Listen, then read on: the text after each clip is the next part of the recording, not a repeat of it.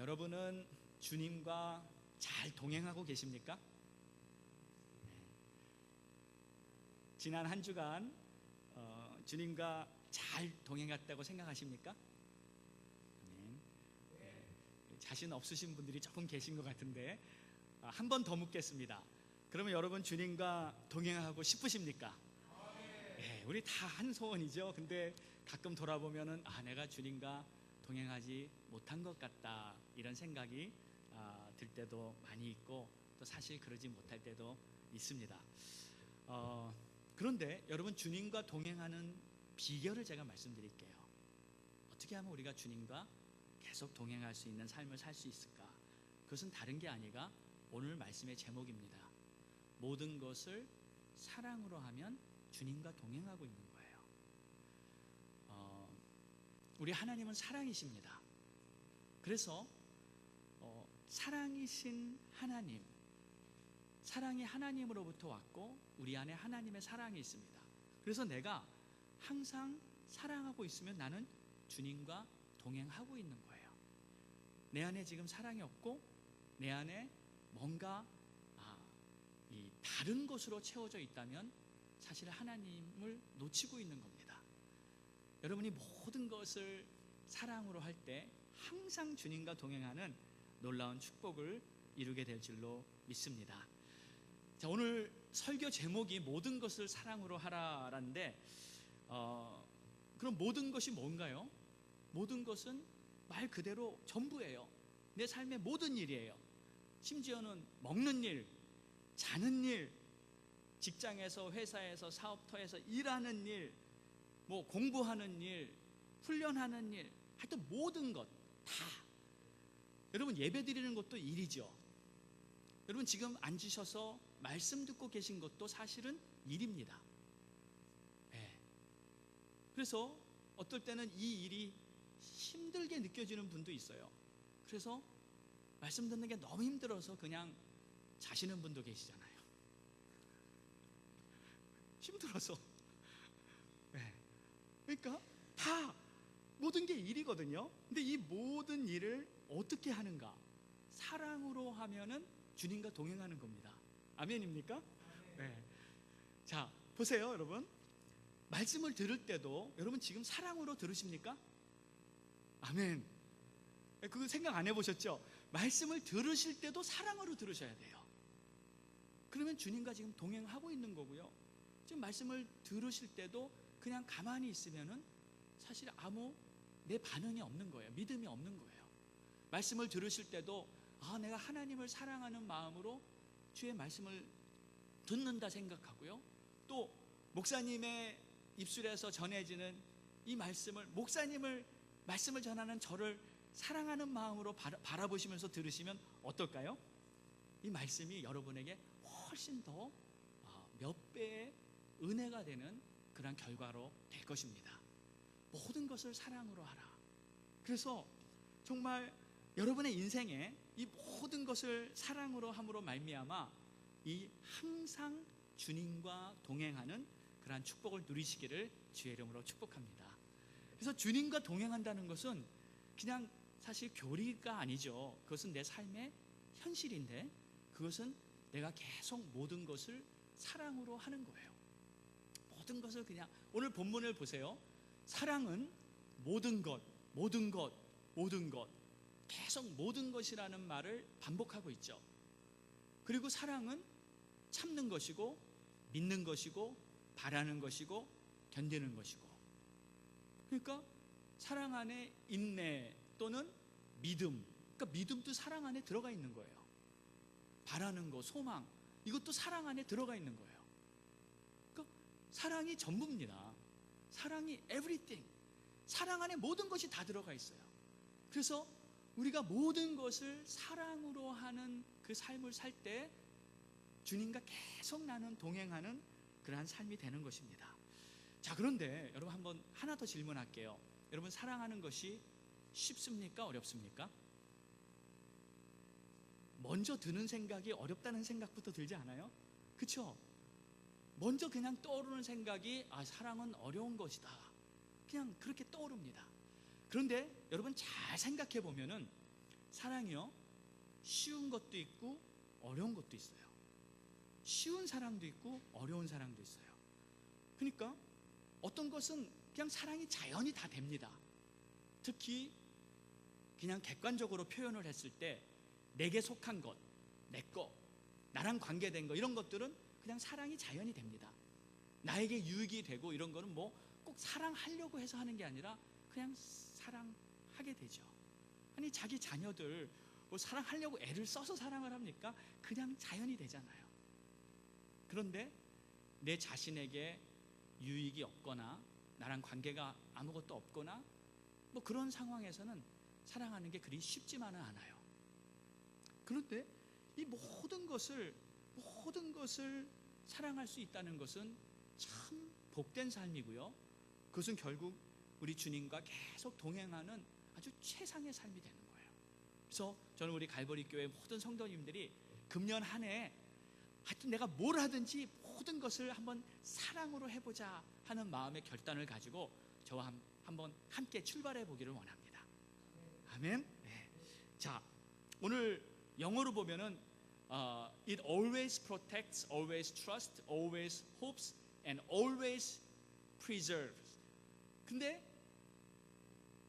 이 always라는 말을 NIV에서는 번역을 했지만 사실 all thing이라고도 말할 수도 있어요. 모든 일들, 모든 상황들.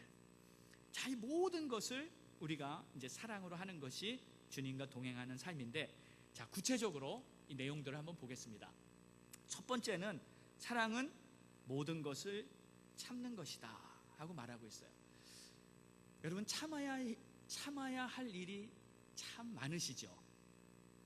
그렇죠? 그리고 어떤 분들은 특히 권사님들한테 저는 그런 얘기를 많이 들었어요. 목사님, 저는 평생을 참고 살았습니다. 네? 하여튼 평생을 참고 살았다고. 시부모님한테 힘들었고, 또 남편한테 힘들었고, 자식한테 힘들었고, 하여튼 평생을 참고 살았다고. 저도 가만히 생각해 보니까 제가 참 많이 참았어요. 저희 아내랑 이렇게 보면은요, 우리 서로 그렇게 생각해요. 서로 자기가 많이 참았다고. 참 많이 참고 이렇게 살면서 간혹 속상할 때가 참 많았어요. 마음이 참 아파요. 그래도 참아야지 어떡합니까? 그렇잖아요? 참고 속상하고, 어떨 때는 특히 이제 사역할 때 보면은 억울할 때 참 많아요. 그래도 다 참아야 되잖아요. 근데 예전에는 참을 때 속이 상하고 막 속이 썩는 것 같고 막 그런 느낌을 사실은 가졌었는데, 나중에 깨달았어요. 이게 힘든 일만은 아니구나, 속상해 할 일이 아니구나. 여러분, 참는 것은 뭐냐면 주님과 동행하고 있는 거예요. 아멘입니까? 그렇죠? 내가 지금 참고 있어요. 내가 지금 오래 참아왔어요. 여러분, 오래 참으신 분들 계속 주님과 동행하셨던 거예요. 정말 힘들었었는데, 정말 아팠었는데, 고통스러웠었는데 한 번 더 참자, 한 번 더 참자 하면서 여기까지 오신 분들 계시죠? 여러분, 계속 주님과 동행하셨던 거예요. 주님께서 우리 안에 계시면서, 내 마음 안에 계시면서 계속 내가 참을 때 함께 참고 계셨고, 그렇게 참고 있는 나를 보면서 우리 주님은 굉장히 기뻐하셨어요. 여러분, 오늘 이 자리에 함께 예배드리시는 여러분 모두 여태까지 주님과 동행하셨다는 거 꼭 기억하시기 바랍니다. 우리 주님이 여러분을 기뻐하고 계세요.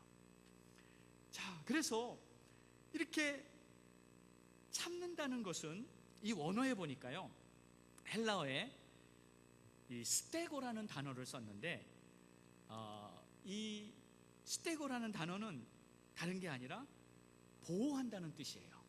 그러니까 우리 한국말에는 참는다는 말과 보호한다는 말이 전혀 이렇게 연관이 잘 안 되는 것 같죠?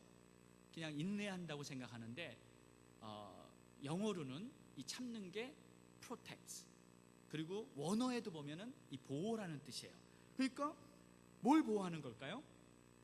내가 지금 참고 있으면 뭔가 지금 보호되고 있어요. 그 보호되는 것은 바로 관계예요. 관계, 서로 간의 관계.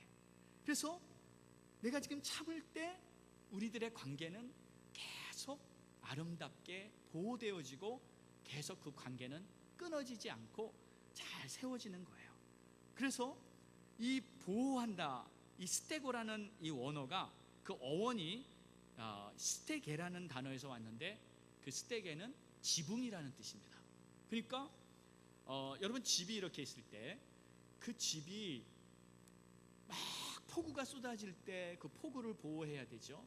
또 햇볕이 강렬하게 비칠 때 그 햇볕을 보호해야 되잖아요. 그래서 이 지붕이 딱 집에 있다는 것은 그 집을 잘 보호하는 건데, 마치 우리가 오래 참는다는 그것이 이 관계를 잘 보호하기 위해서 내가 지금 참고 있다는 뜻이에요. 그러니까 여러분, 내가 한 번 더 참고 한 번 더 참고 하면서 우리들의 관계가 계속 튼튼하게 강건하게 세워진다는 것을 여러분 꼭 기억하시기 바랍니다. 그리고 그것을 통해서 하나님은 정말 나와 계속 동행하고 계셨던 거예요. 사랑은 관계를 보호하는 겁니다. 사랑은 그냥 뭐 감정으로 뭐 좋았다 나빴다 그런 게 아니라 하나님이 나에게 허락해 주신 그 관계를 내가 잘 보호하고 있는 것, 지키고 있는 것, 바로 그것이 사랑이에요. 그런데 요즘 세상을 보면은 이 사랑이 정말 많이 무너졌어요. 많이 사라졌어요. 심지어는 가족들 간에도, 부모와 자녀 간에도 얼마나 이 관계들이 많이 깨져 있는지 몰라요. 정말 요즘 시대에 가장 큰 문제는 이 사랑의 부재입니다. 그러나 이 사랑을 어디서 우리가 이 세상에 비춰야 하겠습니까? 바로 우리가 함께 모여있는 우리 교회에서 이 사랑의 불꽃이 다시 타오르고 그것이 가정과 온 세상에 비춰야 할 줄 믿습니다. 몇 년 전에 신문에 났던 기사였는데요, 좀 됐습니다. 근데 이런 기가 막힌 슬픈 내용이 나왔었어요. 80대 고령의 어떤 할아버지죠.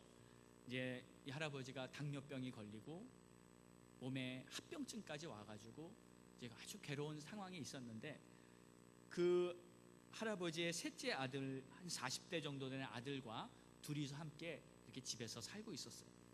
근데 이 아들도 일을 하다가 직장을 잃고 간염이 걸려가지고 아무런 돈벌이도 하지 못하는 상황이 되고 말았습니다. 근데 그 집에 이제 집세를 내야 되는데 집세를 계속 내지 못하는 상황이 되고 말았어요. 그러니까 그 집주인이 집세를 못 내니까 이 사람들을 이제 나가라고, 그래가지고 재판을 걸게 됐고요. 그 재판에서 이제 나가라고 이제 판결이 났어요. 근데 이 할아버지가 너무 속이 상한 거예요. 그래가지고 억울하다고, 이럴 수가 있냐고 하면서 대법원에다가 이제 항소를 해가지고 다시 재판을 했는데, 왜 억울하냐면 이 집이 누구 집이냐면 자기 큰딸 집이에요. 자기의 큰딸 집이에요. 오스트리아에 사는 부자 딸이 있는데 그 큰딸 집에서 이렇게 살고 있다가 집세를 못 내니까 딸이 그냥 나가버리라 그런 거예요. 그래서 대법원에 항소를 하면서 이럴 수가 있냐고 대법원에 재판을 하는데, 그 판사가요, 물론 법도 있지만 법 위에 인간의 도리가 있고 눈물이 있다. 어떻게 아버지를 그렇게 쫓아내냐고 하면서 그 집에 그냥 살라고 판결을 내려줬어요. 할렐루야, 잘했죠. 근데 세상이요, 어떻게 이럴 수가 있습니까? 병든 아버지를 그냥 집에서 나가라고 할 수가 있냔 말이에요. 관계를 끝까지 보호하는 것이 바로 사랑입니다. 관계를 지켜야 합니다. 그리고 사실 친가족뿐만 아니라 여러분 교회도요, 여러분 우리가 하나님 아래서 하나님 아버지를 함께 믿는 영적인 가족이라는 거 믿습니까? 그렇죠? 우리 영적인 가족이에요. 그래서 우리가 정말 하나님 아버지를 함께 아버지라 부르면서 형제 자매 되고, 우리가 또 교회 안에서 이렇게 하나님이 만들어주신 이 관계도, 이것도 우리 잘 지켜야 합니다. 교회가 그냥 그냥 뭐지요? 그 헬스클럽 멤버십 하듯이 그냥 이쪽 등록하고 저쪽 등록하고 편한 대로 여기 다니고 그러는 게 아니에요. 교회는요, 정말 하나님께서 우리를 부르셔서 하나님을 섬기는 하나님 아버지의 집에 한 형제자매, 영적으로 한 형제자매가 되게 해서 우리를 이곳에 모아주셨다는 거 여러분 꼭 기억하시기 바랍니다. 여러분, 예수님은 어떻게 말씀하셨냐면, 한참 사역을 하고 있는데 그 사역 현장에 예수님의 어머니와 그 동생들이 찾아왔어요. 가족들이 찾아왔어요. 그래서 그 제자들이 와서 예수님, 어머니랑 형제들이 찾아오셨네요. 그랬더니 예수님이 뭐라고 말씀하시냐면, 누가 내 어머니며 누가 내 형제냐? 바로 여기 나와 함께 있는 바로 이들이 아버지 형제 자매들이다. 그렇다고 예수님이 혈통되는 어머니와 형제들을 무시했다는 소리에 그건 아니죠. 그 뜻이 아니라 우리가 하나님 아버지와 아버지의 이름으로 함께 된 우리가 정말 혈육보다 더 중요한 영적인 가족들이라는 것을 예수님은 분명히 말씀해 주셨어요. 여러분, 금년 한 해 우리가 한 교회에서 믿음 생활을 하면서 이것이 바로 나에게 가장 소중한 하나님이 주신 관계라는 것을 절대 잊지 마시고 교회 믿음 생활이 여러분에게 최고의 복이 되기를 주의 이름으로 축복합니다. 자, 그래서 이 관계를 잘 지키는 것은 하나님께서 우리가 사랑하는 길이라고, 모든 것을 사랑으로 하라고 말씀하신 중요한 거예요. 자, 두 번째는 이 참는다는 것은 포기하지 않는다는 뜻이 있습니다. 포기하지 않는 거예요. 그러니까 힘들면 포기하고 싶잖아요. 너무 힘들어서 내 한계가 다다랐어요. 이제 더 이상 못 참아. 그런 상황이 오면 우리가 포기하고 싶어요. 그런데 사랑이 남아있잖아요. 사랑이 아직도 내 안에서 있으면은 포기하지 않습니다. 그리고 그것을 이겨나갈 수 있어요. 여러분, 끝까지 포기하지 않고 그 문제를 이겨나가는 방법은 다른 게 아니라 내 안에 있는 사랑입니다. 여러분, 이 사랑으로 모든 것을 승리하시기를 축복합니다. 어떤 아내의 아름다운 간증이 있어요.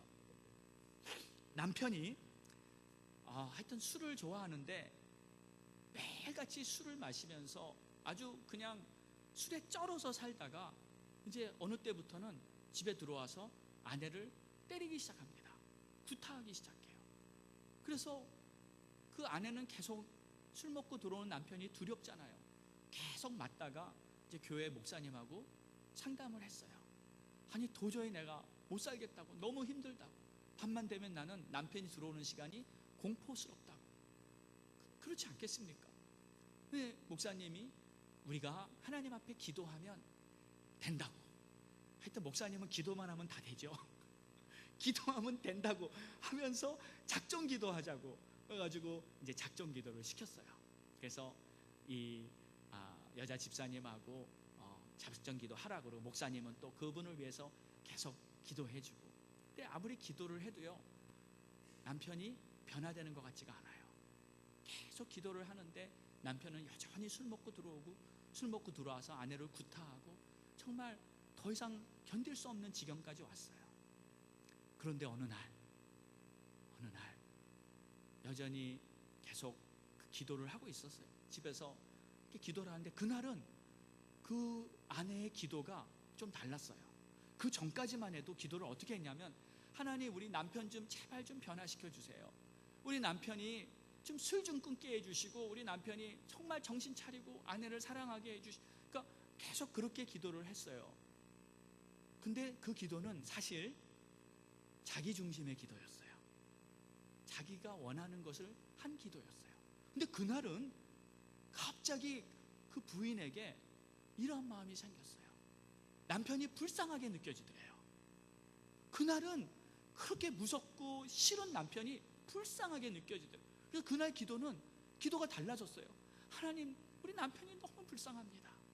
얼마나 괴로우면 저렇게 매일같이 술을 먹고, 얼마나 힘들면 집에 와가지고 그 스트레스를 풀 데가 없으니까 집에 가서 다 이렇게 풀고, 우리 남편 집에 돌아오는 길에 제발 혹시라도 길에서 쓰러져가지고 사고 나지 않게 우리 남편 하나님 좀 불쌍히 여겨달라고.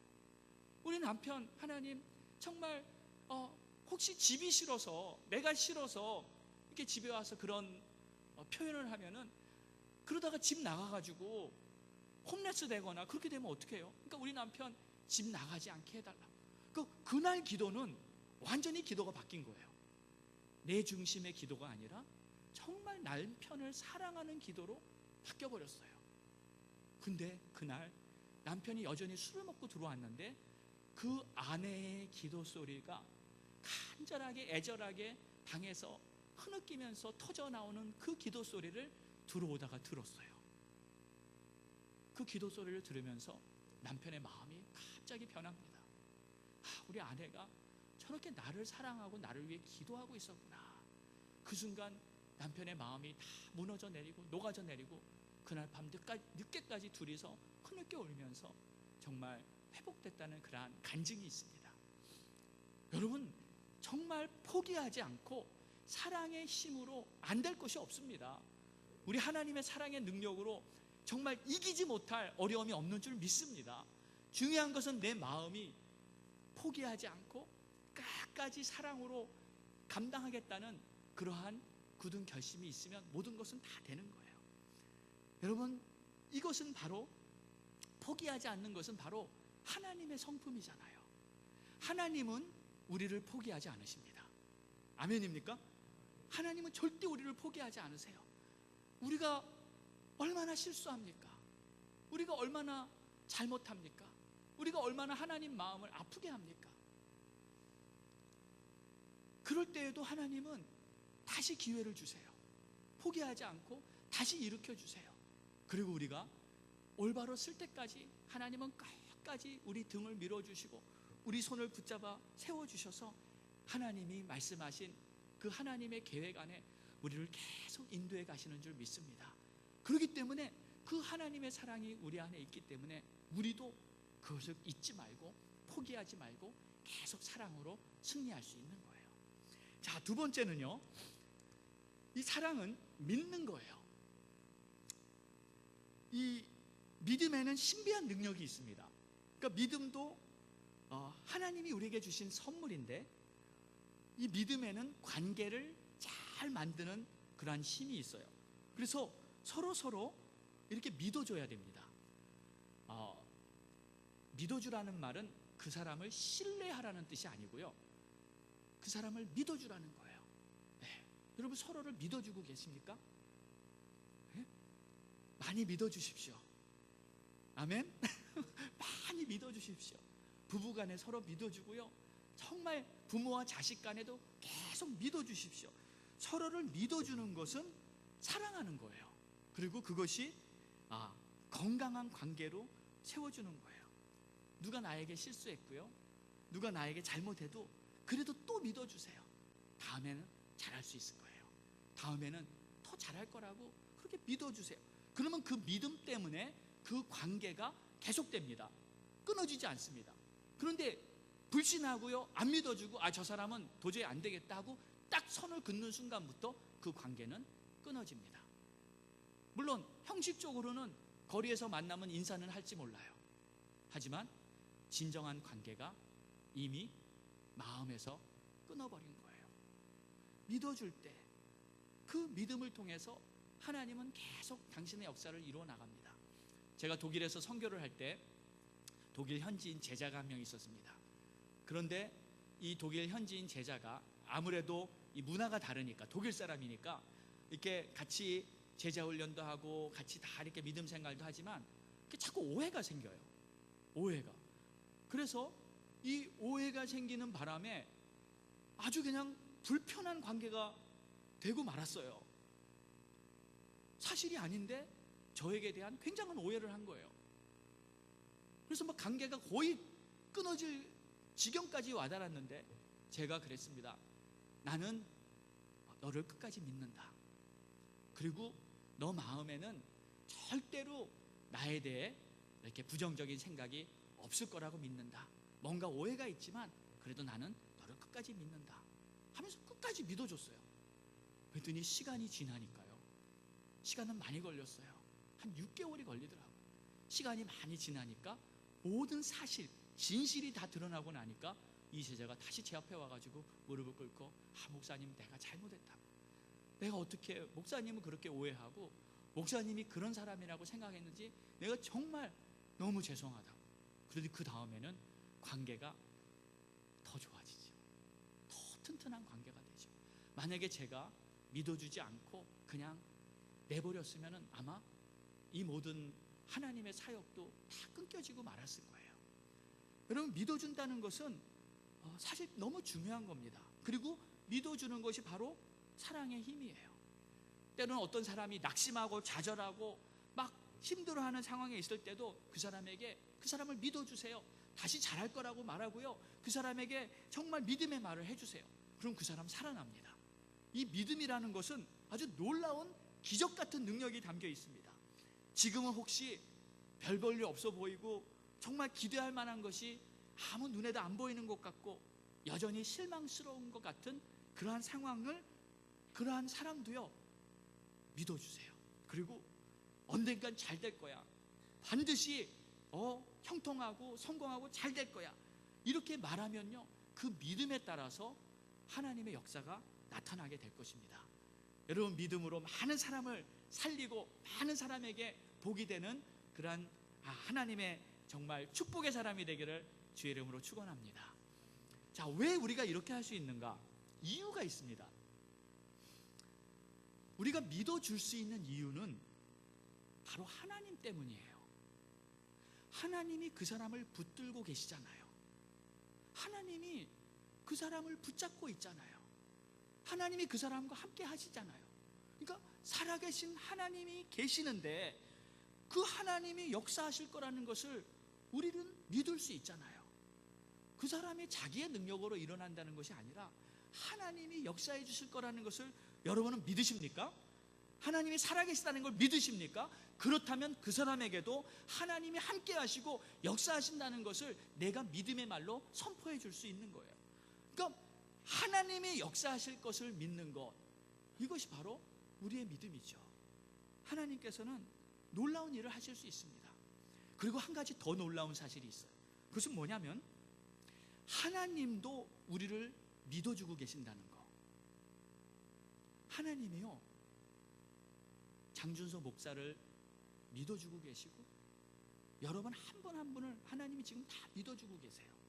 그리고 지금 우리가 완벽하게 훌륭하게 믿음 생활을 잘 해내지 혹시 못해도 아직도 내가 여전히 흔들리고 여전히 어쩌면 죄악에 아직도 묶여있는 상황이 있다 할지라도, 아직도 주님의 말씀대로 순종 못하는 그러한 상황이 있다 할지라도 우리 하나님은 너는 할 수 있을 거고 너는 될 거고 그리고 너는 믿음의 용사고 너는 민족의 아비가 될 거고 너는 잘 될 거고, 하나님은 계속 우리에게 믿음의 말을 해주시고 계십니다.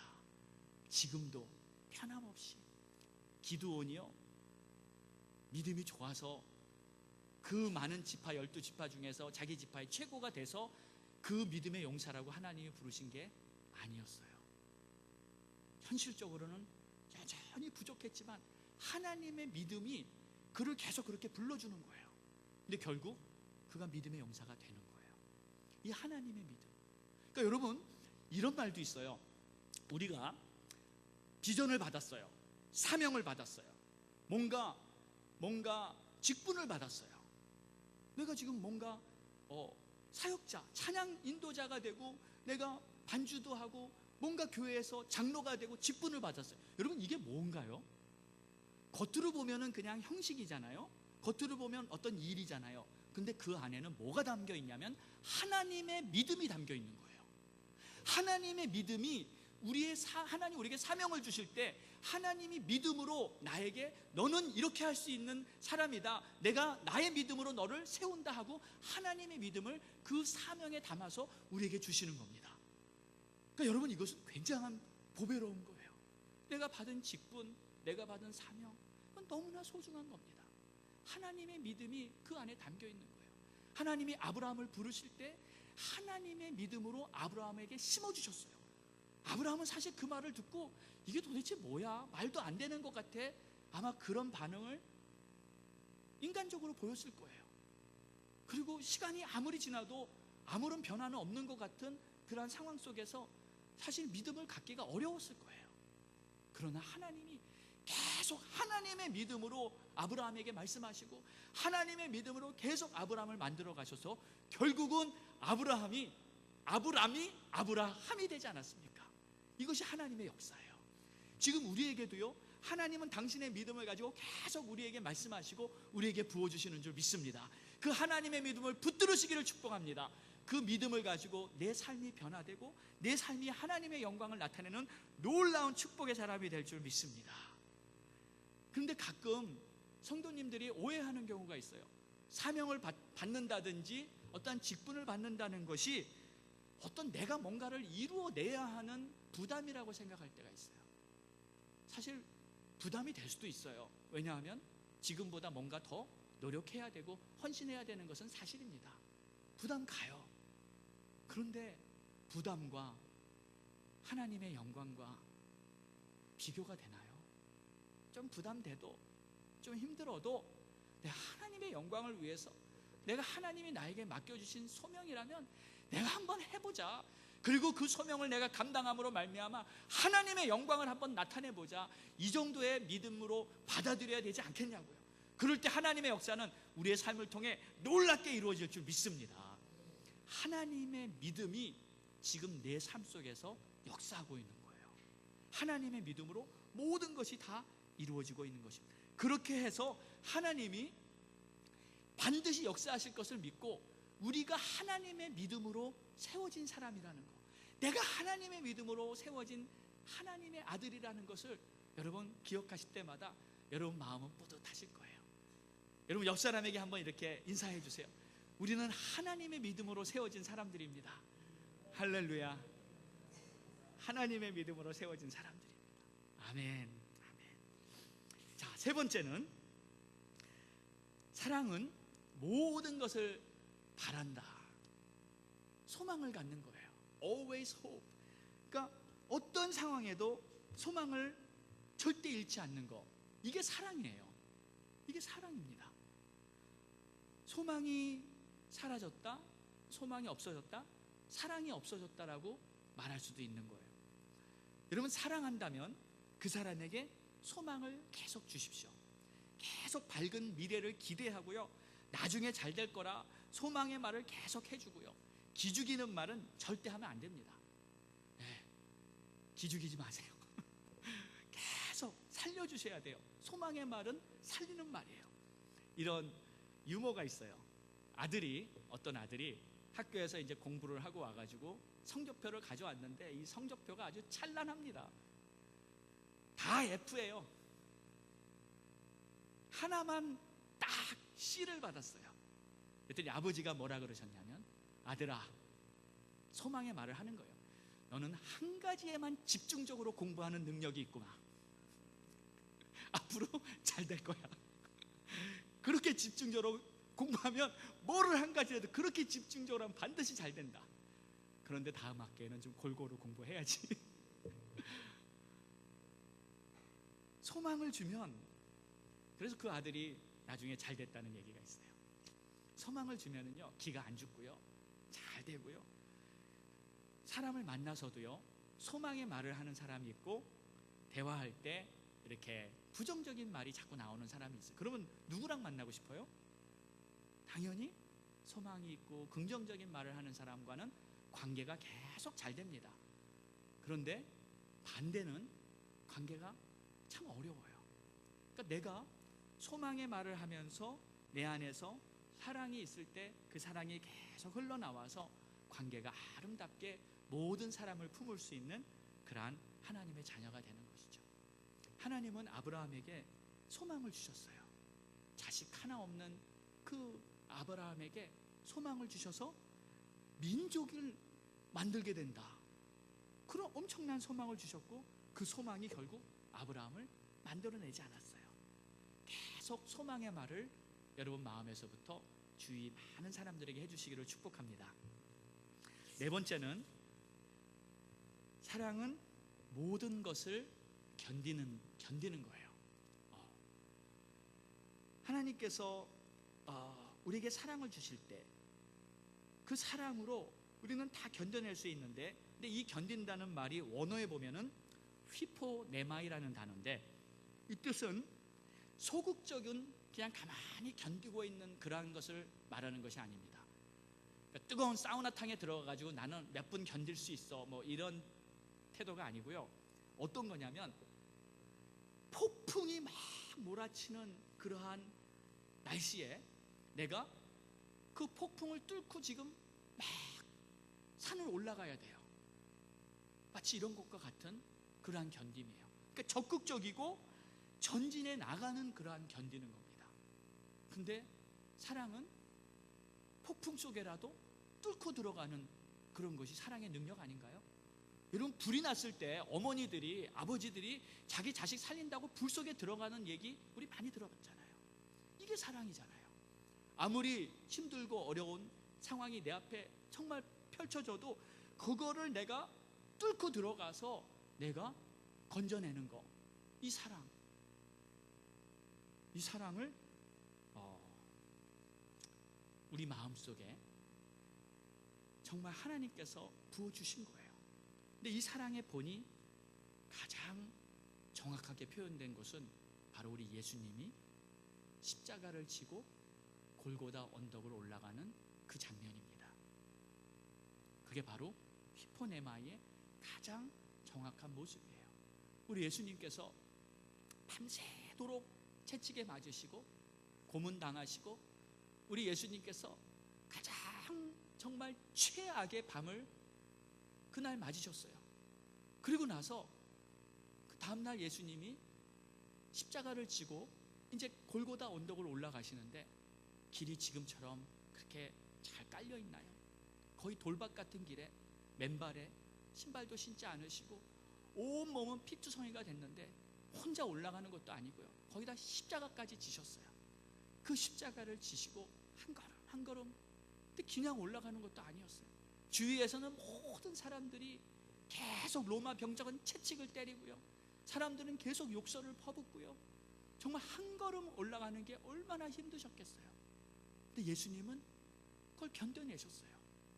그걸 뚫고 들어가셨어요.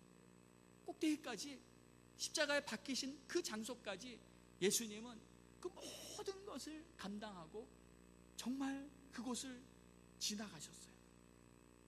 근데 그 힘이 어디서 나왔어요? 바로 우리를 구원하고자 하는 그 하나님의 사랑이잖아요.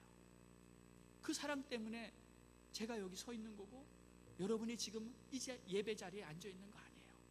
그 예수님이 이 사랑을 이루려고 그 십자가를 지고 그 꼭대기까지 올라가셔서 십자가에서 모든 것을 감당하셨기 때문에 바로 우리가 하나님의 자녀가 된 이 거룩한 하나님의 아들, 딸이 된 줄 믿습니다. 그래서 여러분도 마찬가지입니다. 우리 모두도 마찬가지. 내 앞에 어려움이 올 때, 정말 혹시 폭풍 같은 이러한 고통이, 그런 상황이 올 수도 있습니다. 그때 꼭 십자가를 지고 그 갈보리 산을 올라가셨던 그 주님을 기억하시기 바랍니다. 그리고 그 주님만 내가 바라보면 나도 모든 것을 이길 수 있다는 것을 믿으시기 바랍니다. 목사님, 내가 어떻게 그걸 해요? 내가 어떻게 예수님처럼 해요? 아니에요. 하실 수 있어요. 다 하실 수 있습니다. 여러분이 주님만 바라보면 돼요. 여러분이 예수 그리스도 십자가를 지신 주님만 바라만 보면 바로 그 주님께서 그 가신 길을 나도 똑같이 갈 수 있습니다. 누구든지. 왜냐하면 우리 안에 예수님이 계시잖아요. 아멘입니까? 예수님이 계시잖아요. 내 안에 예수님이 계시기 때문에 그 예수님께서 이미 나에게 그동안 다 참을 수 있게 해주셨고, 견딜 수 있게 해주셨고, 예수님께서 믿을 수 있게 해주셨고, 바랄 수 있게 해주셨고, 앞으로 혹시 힘든 일이 와도 예수님이 내가 주님만 바라보면 그 모든 것을 뚫고 갈 수 있는 능력을 주시는 줄 믿으시기 바랍니다. 마지막으로 오늘 디모데후서 1장 7절 말씀을 전하고 마치겠습니다. 하나님이 이렇게 말씀하셨어요. 우리에게 주신 것은 두려워하는 마음이 아니라는 거예요. 상황이나 어려움을 봐도 너무 힘들어 보여도 그 환경 때문에 마음이 눌리고 두려워하지 말라는 거예요. 그리고 하나님이 주신 것은 오직 다 같이 함께요. 시작. 능력과 사랑과 근신하는 마음이라. 근데 여러분, 능력과 사랑과 이 근신하는 마음을 주실 거라는 거예요? 이미 주셨다는 거예요? 이미 주셨어요. 이미 우리 안에 있습니다. 그동안 우리는 주님과 동행했어요. 그동안 오래 참았어요. 그리고 그동안 주님의 능력으로 살았어요. 주님의 은혜로 사랑했어요. 그리고 그동안 근신했어요. 앞으로도요 계속 할 수 있습니다. 그러나 여러분 잊지 마시고요, 이제는 모든 상황을, 어떤 것을 하든지 모든 것을 내가 사랑으로 하리라 하고 꼭 기억하시고 한 걸음씩 나아갈 때 금년 한 해 여러분의 삶에 주님의 사랑이 넘칠 줄로 믿습니다. 기도하겠습니다. 다 같이